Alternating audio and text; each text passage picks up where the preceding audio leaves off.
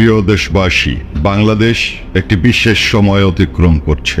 দেশরত্ন শেখ হাসিনাকে বল প্রয়োগে দেশ থেকে বাধ্য করার পর থেকে বাংলাদেশ আওয়ামী লীগের দুই একজন করে নেতাকর্মীকে একের পর এক কোর্টে হাজির করার নামে বিচারের নামে প্রহসন চলছে।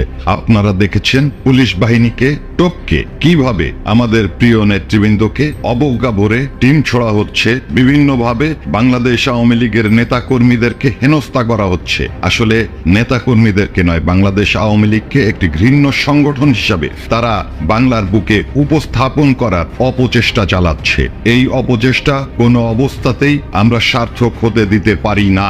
আজকে যারা স্বাধীনতার কথা বলে বিভিন্নভাবে শিক্ষকদের অবমাননা, জাতীয় নেতৃবৃন্দকে অবমাননা করে বিভিন্নভাবে যে ধৃষ্টতা দেখাচ্ছে, আমরা এর তীব্র প্রতিবাদ এবং নিন্দা জানাই। আপনারা লক্ষ্য করেছেন আনসারের যে আন্দোলন তারা করেছে, সেটার মধ্যে তারা লীগকে খুঁজে পায়, রিকশাওয়ালাদের মধ্যে তারা আওয়ামী লীগকে খুঁজে পায়, তারা খুঁজে পায় যে কোনো আন্দোলন যেখানেই হচ্ছে সেখানেই তারা বাংলাদেশ আওয়ামী লীগকে দেখতে পায়। আওয়ামী লীগকে তো এভাবে খুঁজলে পাওয়া যাবে না। বাংলাদেশ আওয়ামী লীগ আমাদের প্রিয় নেত্রীর ডাকে আমরা সবাই একত্রিত হওয়ার জন্য, আমরা সংগঠিত বিদ্রোহ যদি দমন করতেই হয় সেটা সেনাবাহিনী করতে পারত।